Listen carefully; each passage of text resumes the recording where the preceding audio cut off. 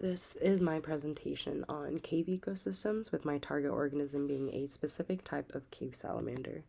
So the environmental condition I wanted to focus on or discuss was an aphotic environment, also known as a place that lacks sunlight. So I picked a cave ecosystem.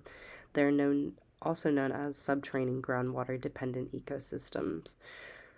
So they have very different environmental conditions compared to other ecosystems, even having their own specific climate. They are known to have relatively stable or constant conditions, regardless of the time of day or season in some areas, with constant and a narrow range of temperatures, high levels of humidity, little to no sunlight, and a lack of diurnal or seasonal cues, depending on the depth of the cave. The deeper the cave, the less cues it is going to receive from the outside. So there are many challenges to living in a cave ecosystem. The first being the lack of sunlight is going to limit the amount of vegetation that can grow inside, because no green plants are able to photosynthesize without sunlight. So this is going to create a dynamic in which there are a lower amount of primary producers, which is going to affect the amount of primary consumers and secondary consumers. So less primary producers is going to alter the whole foundation of the entire food chain. So our primary consumers, they're really going to utilize plant debris that is washed into the cave, or rely on decomposers to break down animal droppings. And this is kind of where we're going to see more of our typical form of nutrient cycling that occurs, which is limited by the abundance and the rate at which these decomposers can break down the food. Now, a lack of diurnal or rhythmic cues are going to alter the physiology and the behavioral of animals revolving around when they sleep, eat, forage, or hunt for food. Some cave dwellers are known to even have free running locomotor rhythms or a complete absence of rhythm to conserve energy. And no sunlight is also refers to the idea that they're going to have a very challenging time navigating through a cave, also acquiring food and escaping predators. Lastly, the lack of food means these organisms are going to be much more prone to starvation. So a troglobite is just a permanent cave-dwelling organism, and they possess troglomorphisms, which are just specific adaptations that have been acquired via evolutionary mechanisms that enable it to survive in this environment. Now, they can either be positive or negative, which is more associated with whether or not the trait is beneficial to their survival. So, a positive troglomorphism is just the enhancement of a trait. This is going to include extended legs, antenna, sensory organs or receptors. As you can see in the picture on the right, this is a cave cricket, and it has extended legs and antennae to help it navigate through a cave. And now, negative troglomorphisms are really just the degeneration of a trait, which we'll see with skin pigmentation, eyesight, and reproductive rates.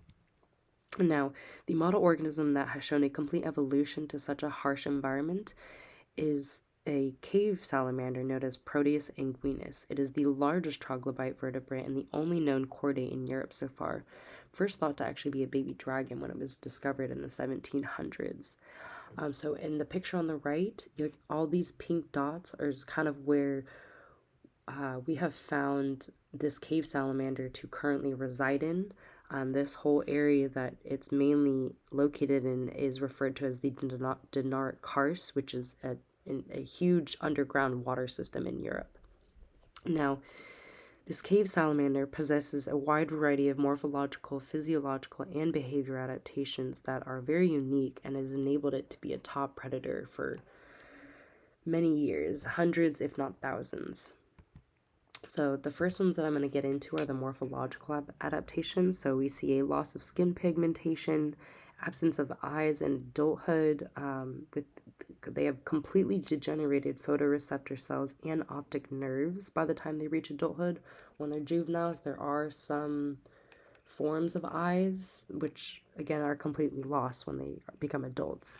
They have elongated bodies and long duck-billed heads, which you can see in this picture, the right being Proteus anguinus and the left being a different species of salamander. Now, some physiological adaptations.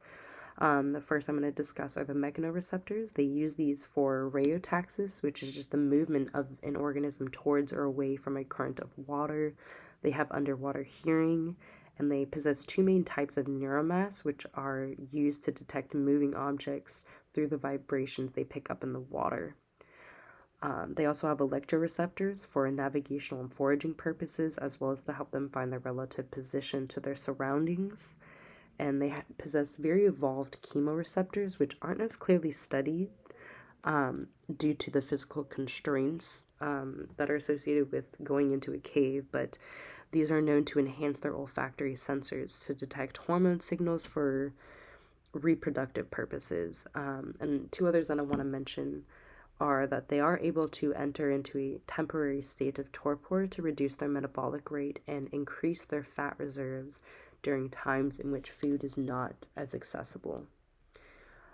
So behavioral adaptations, they include a decreased appetite. So they really don't starve very easily. They have rapid recovery rates from malnutrition. They're able to move very quickly when it comes to hunting or escaping predators. They only reproduce once every 12 to 13 years due to their populations being spread out. And another one that's not mentioned on this slide is they have low fecundity to save energy, which basically just means they produce very few offspring when they do reproduce. Now, I just want to lightly touch on our impact on this species. So these organisms have spent years and years adapting to this very specialized environment. And as we've learned in this course, organisms that have very specialized traits have a very narrow range of tolerance for changes in the environmental conditions that are associated to that environment that they live in. And human impacts are not only growing, but we're spreading to areas. Our impacts are spreading to areas that we aren't even living in and haven't developed. So as our impact continues to grow, we're going to further alter these ecosystems around us, including these caves, with the main issues being that our impacts are increasing the global climate, including temperatures, and we are having an effect on food availability. So as our population increases, we are going to be taking up more and more of the food that is even available to other organisms. So as temperatures continue to increase and food becomes more scarce, the presence of this species is going to decline. And that concludes